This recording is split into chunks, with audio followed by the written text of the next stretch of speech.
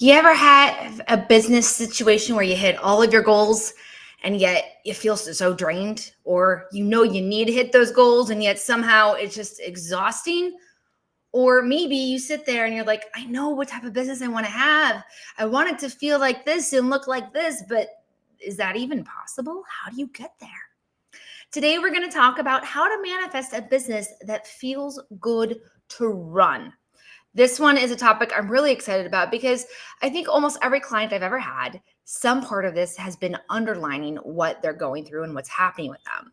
So, hey everyone, this is Acacia Thorin, the CEO, legal coach, longtime business advisor, attorney, and manifesting guru. I can't believe how often, when I've been working with my clients over the past years, that manifesting is actually where we find most of the solutions to the questions that we're facing. And so I have found greater success in helping my clients elevate themselves as they do that.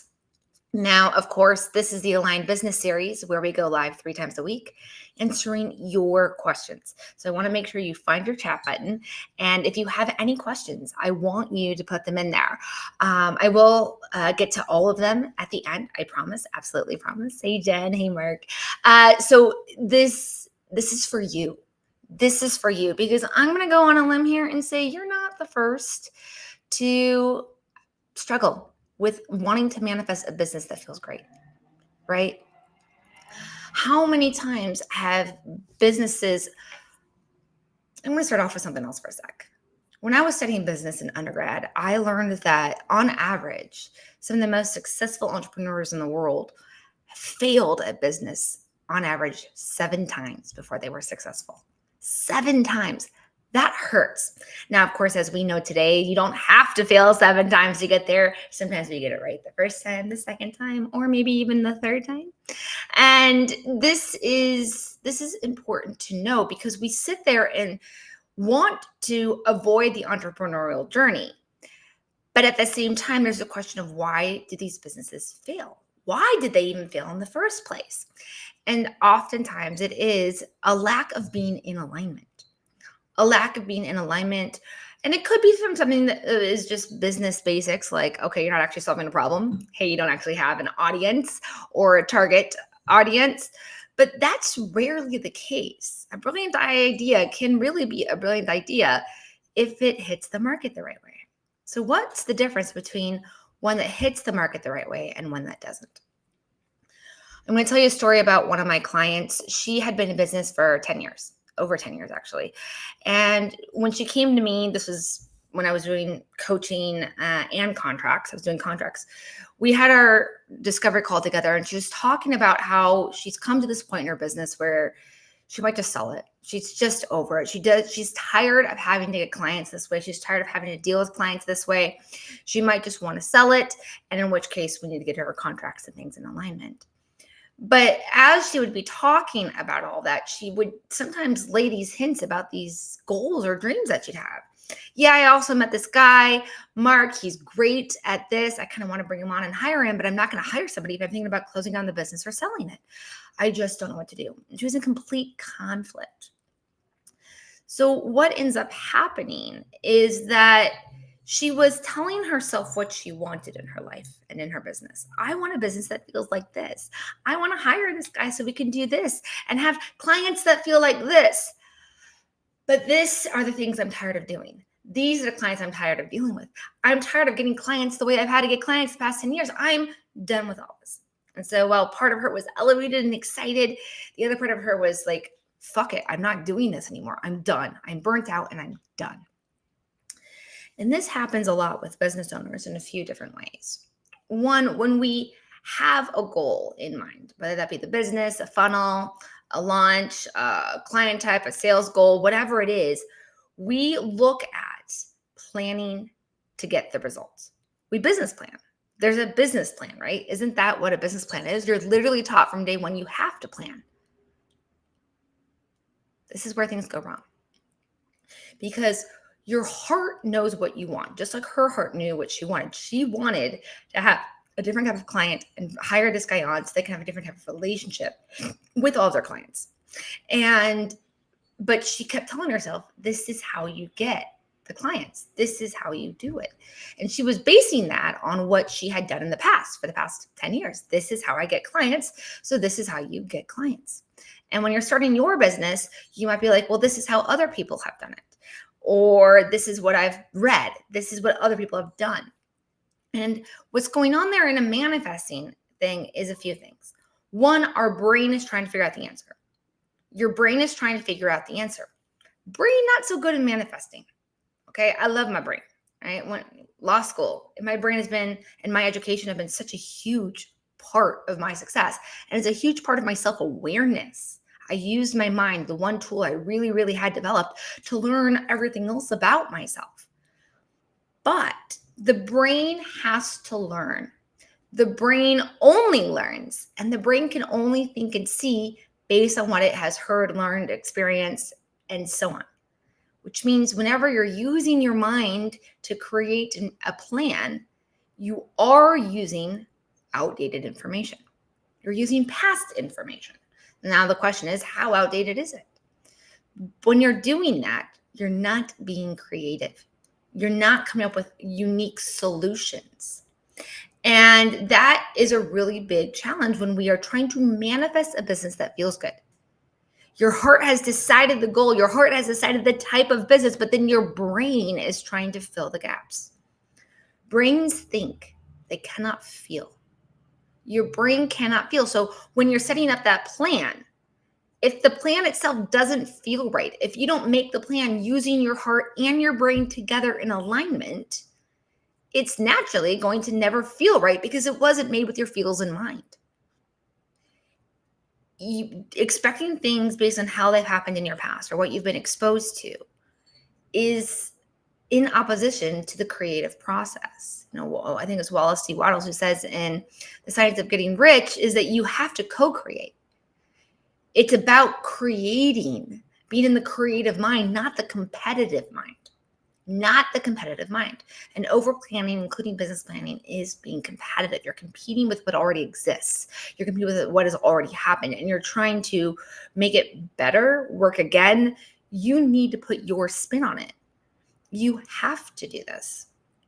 And so what we started to do with my client is we took this idea of hers, right? This, I want to do all these things, and here's how I've done it before. And I was like, okay, let's remove the path we've decided. You still have passion for your business, even though it's waning, even though it's exhausting and it's starting to feel like burnout. Is it the idea of your business or is it how you're doing the business? And she's like, it's more about the how, the stuff I have to do. It's like, okay, well, do you have to do it? She's like, what? I'm like, what's your goal? She's like, I want 6 new clients. Like, okay. And she's like, yeah, then I have to make the sales calls to do that. I'm like, but do you? If your goal is 6 new clients, what's a different way that feels aligned to who you are to carry that out?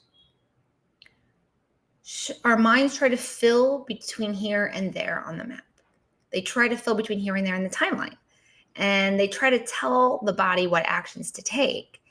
But all that does is like having a slave driver or somebody belittling you, telling you, you have to do this. Where when it comes from your heart, like, I feel called to do this, we bring things out differently. And that's one of the keys in manifesting a business that feels good to run, is to remove the pieces that you've built in between and just look at what are you trying to do? Do you want 6 new clients? Do you want a funnel that feels like this?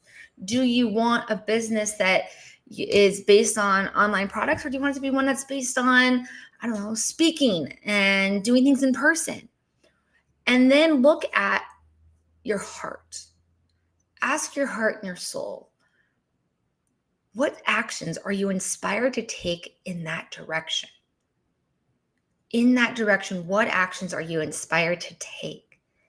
And don't let the brain think you out of it. Because that's what my client was doing. She's like, I know I want to hire this guy. There's just something so aligned with this guy. The energy is great. I want to hire this guy. But. The buts are all coming from your brain. It's your brain trying to keep you safe based on what it's seen in the past. It can't predict how your business is going to change with this guy being hired, with this new hire. The brain can't do that, but your heart is saying it's the right thing. So what would happen? Let's say 2 years from now, she's going to sit there and look back and be like, I wish I had hired that guy. Or she can say, I'm going to hire the guy, and I know that I'm smart enough and my heart is brave enough and my soul is inspired enough to get through whatever happens here, because whatever it is, it's moving me forward from where I was. And that's the key to manifesting a business that feels good to run. We worked through to get her to remove those mental blocks. We got her to align. We looked at like different business key areas and key things in the business to find out which parts she was still aligned to and which parts she wasn't anymore. And then simply asked her, well, what would you do if you didn't have to do it that way anymore? Within 3 weeks, I don't remember if it was on our third call or if it was right after our third call, she comes to me glowing. Acacia, I hired the guy. We already have these meetings set up, and you're not going to believe it. The very first meeting, we already have doubled my biggest month I've ever had in over a decade. And it's only the second week of the month. I'm on track to triple my biggest month ever. I can't believe this. Her heart, her soul knew what she wanted, but her mind was trying to fill the gaps. It was trying to do things based on what it was supposed to do, what it known had worked in the past, what it had been taught was the way to do things. When she let her mind calm and settle and let her heart follow through with other ways to get to that goal, to that outcome, she suddenly had everything fall into place for her. And this is going to be the same for you. Feels good to run, it means that it comes from your heart. It doesn't mean you don't set a plan. It's how you set that plan. I had one of mine, I would go into my future vision of me, right? Future me. And I'd ask her, girl, how did you get through this mess? I'm in this mess right now. I can't seem to get this task done. How did you do it? And she's like, oh, I did it this way. And I used my forward future me's creative energy to tell me in hindsight what she did back then. And I used that to inspire me, and I was able to bring out batch 50 of something that I was struggling to get 3 a week done. I did 50 in a day. Because I decided to say, I know that this is the outcome I'm after. I know this is the goal I want. I know I want this part of my business, and it had to do with social media. I want this as part of that. I feel called to have it, but I cannot figure out how to do it in a way that's aligned. The calling is aligned, but doing it was not. So I sat there and I asked myself, what would doing this in alignment be? And then I carried that out. Like I said, within 24 hours, I had 50 when I've been struggling for the past 3 months to get 3 done. Crazy, crazy, crazy, right? And so my story, my client's story there, these are the things that happen. This is what happens when you are aligned to your how in the business, aligned to the how. Don't let your brain control the how. Don't force a how. If you ever feel yourself doing those things, nitpicking at this, or why isn't this part doing it right? Step back and ask yourself, is this the aligned way to solve this problem? Is this even a problem? Look at the bigger picture. What was really the goal, and where's a different, more aligned way that you can get there? All right. You guys ready for the questions? I see some questions coming in already. All right, here we go. Okay. Oh my gosh, there's like a lot in here to say. My brain says chance is coming. I love that you have that belief system. Our brain is so important in the belief system. If your brain doesn't believe it's possible, it's going to take actions to stop you. So we do want those thoughts to be in belief. We do want them in alignment. But when they are not helping us solve the problem, when they have caused or been part of the problem, let's not use them for the solution. Let's get the rest of you in alignment for sure. Oh, I see some compliments in there. I love you guys. Yes, yes. Okay, let's see. How do I balance what feels good with what actually pays the bills? Okay, I get this, right? We've all been there. I'm going to take a step back for a second, because money manifesting is it has its own layers. It has its own layers because money is a necessary resource, just like air is, just like water is, just like food is. Money is a necessary resource. You have to have it. But yet, you don't probably wake up in the morning freaking out, is there enough air? Freaking out, is there any water? Freaking out, am I going to have access to food? Now, the quality of the food and those things are different, but you know the basics are going to be there. But when it comes to money, we sit there and add stressors. Why? They come from the way we were raised. And it's not just our parents. It could be your teachers. It could be society. It could be the news. It could be your job. All these different things. We picked up those habits and behaviors, those words, those phrases, because we didn't have to rely on our parents to have access to air. So we don't worry about access to air. But we had to rely on our parents for access to money. And our parents would put boundaries based on their own fears, their own doubts, their own belief systems, right? Money doesn't grow on trees. We can't afford that. And these other things. And so we sit there with money, and this is where they come to align with your business. The same thing we're saying today is that I'm writing a book right now. And one of the things in there is like, okay, your parents said you couldn't afford that. Is affording something the only way to get it? Is affording something the only way to get it? No, it's not. It could be gifted to you. You could win it. There's so many other ways you can get something. Affording it was not the only way to do it, but that's what we learned from our parents. Our parents had scarcity mindset about access to money. You need to have a good job for money. You need to do this for money. They assumed that was the only way to get money. And so we started to learn and develop and carry those within us. And so back to your original question, how do I balance what feels good and what actually pays the bills, is get them into alignment. Get them both to be one and the same. Because when you are designed to do, what you are designed to do is to thrive.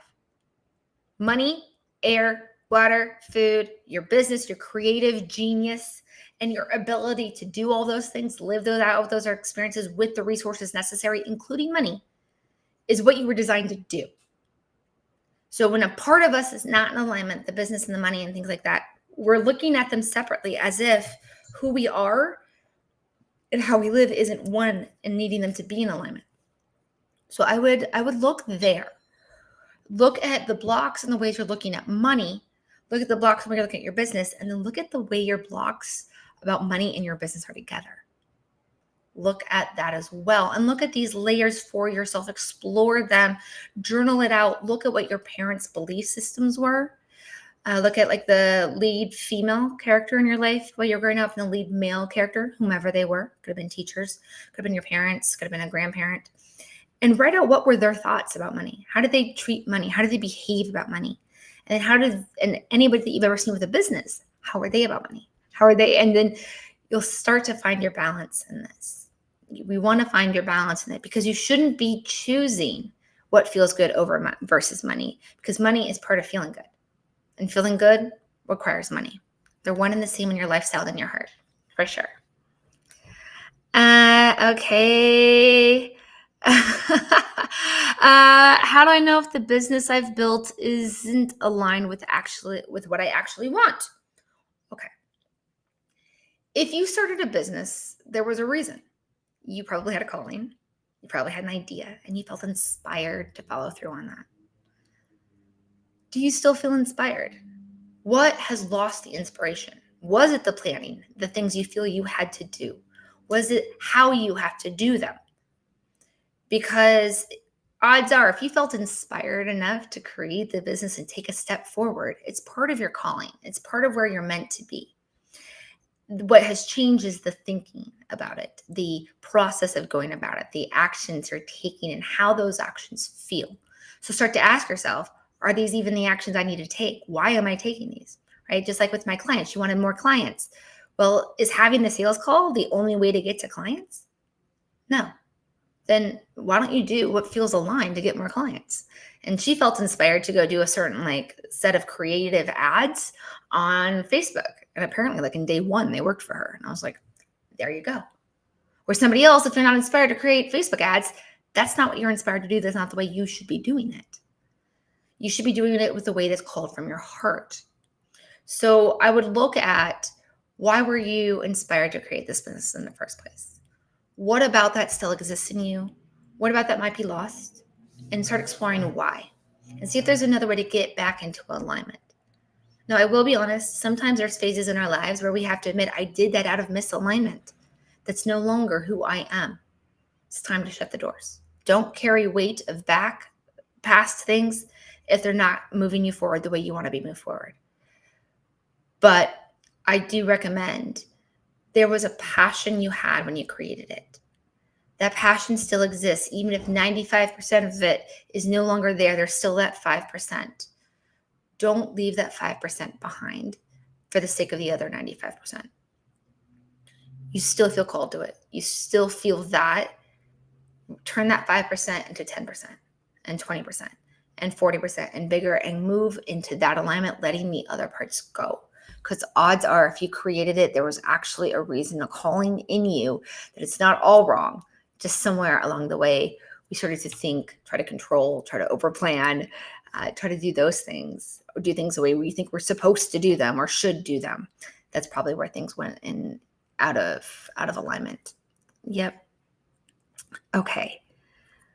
What if I don't even know what I want my business to feel like yet? That is okay. Trust your heart. What does your heart and your soul just inspire you? And ask it, what do you want me to do as my next step? Not what do you want me to do as my business? Not what do you want me to do in my life? What's my life purpose? Just ask, if there's one thing right now, soul, that would light my heart up, that would make my energy glow, what would it be? And it might be take a walk. It might be take a piano class. It might be do something that you're like, oh yeah, I forgot I loved that as a kid. Just go do that for a few minutes. Because being in that headspace is, one, it's practicing how we're communicating with that part of us. But two, by taking action towards it, you're saying, I love you, I believe in you, and I want more of you in my life. So no matter how silly or childish what it asks of you is, do it.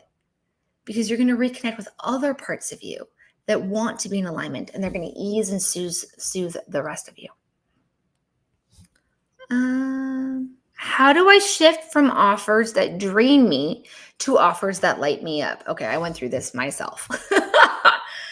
I would be inspired to create a product. But then along the way, for some reason, especially in the beginning of a business, it is rarely your business idea. It is usually the messaging to your audience. And I was picking at it. Like, oh, okay, they're not buying the $97 product. Maybe they'll buy the $47 product. So let's break it. Make a fun around that. Oh, this is, messaging. I did all this stuff. That's not working either. Okay, let's make a $5 product. And I would do all these things. And then I started to be like, okay, this is annoying as shit. This is draining as shit. This is not helping me. This isn't inspiring. Why am I nitpicking at this? I'm nitpicking at it because I never believed in what I had made in the first place. I'm nitpicking at it because I don't believe in my messaging. Maybe there's something else going on. And so I stopped. And just like I said at the start of this call, I let go of how I was trying to figure it out, poking at the little things between here and there, and just said, fuck it, clear the slate. This is what I want. This is why I was inspired. This is where this product idea came from. It was this. How do I want this to be built in the world in a way that feels right? Just because you've built the funnel doesn't mean it has to stay.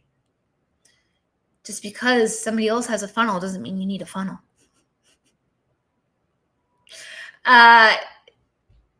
Do what feels right. And you'll actually be surprised how the answer comes along, because the universe called you to make that product, which means somebody out there needs it. Somebody out there needs that message. Somebody else needs you and what you bring. Otherwise, why were you created to bring it?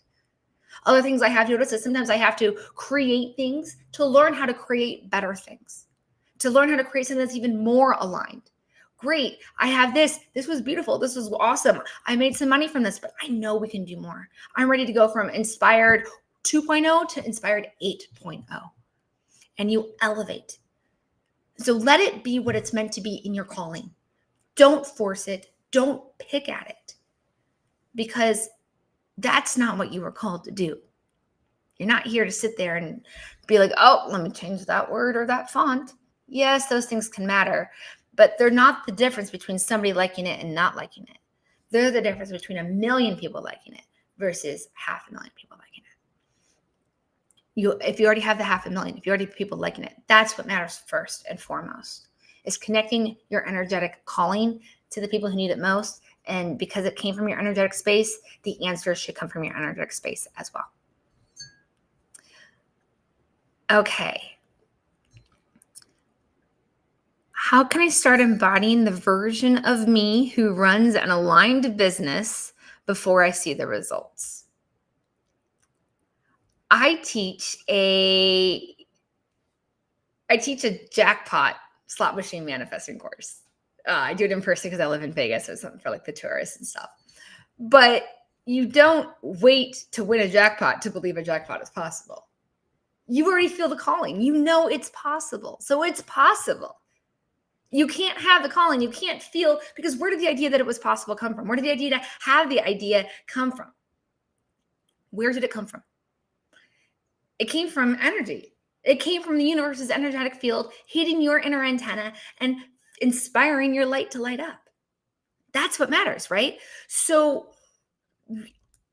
the idea came from the energetic field, which means everything that needs to happen is in the energetic field, are already there. The people are there. The outcome is there. All of it's there. What you're trying to control is the win in the timeline. I have had things happen overnight, and I have had things happen a year and a half after I did them. I think was it last week I was telling you guys I had a video that I posted on a YouTube channel. It was a shit ass video. It's like all bouncy and stuff. I had no what do you call that? Like stabilizer on this thing or anything. And I posted it, and I don't know, I had like maybe 20 views. A year and a half later, I got a notification from YouTube. That thing was blowing the hell up. I don't know why. It's shit video. But people were loving it. We assume that the timing for it is the day we created it or the day we shared it. We don't let the momentum build. Let the momentum build. There was a song. Do you guys remember the show Dawson's Creek? I think it was. I might even have the show wrong. But there was a show that ended up blowing a song up. This guy, it was like the perfect song. It went from nothing. The creator of the song, he's like, I recorded that and released it 10 years ago. It failed. I recorded it and released it 10 years ago and it failed. And here now it is the number one song. We see this too, for any of you who ever watch A Christmas Story, right? The one with the leg lamp.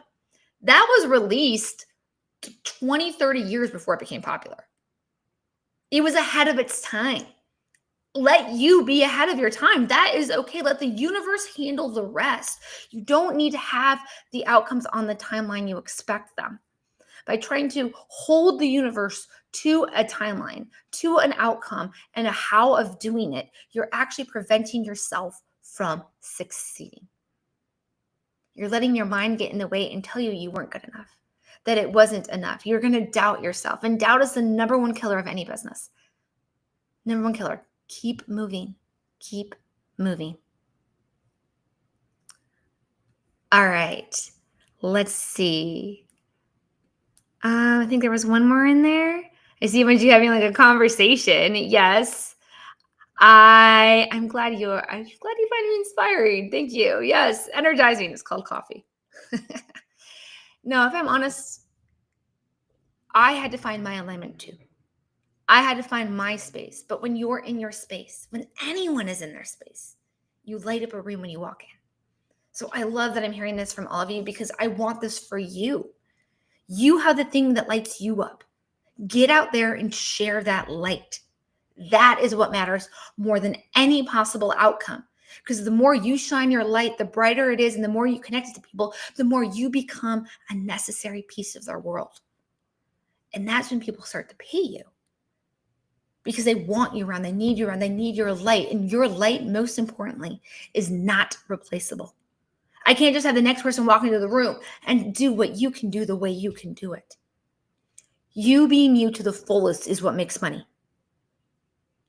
You being you to the fullest is what makes you irreplaceable. Every human being has value. Question is, how bright are you going to let your value shine? Okay, one more question. What kind of results have I seen or felt from practicing these? You said meditations? I don't know. Did I mention meditations?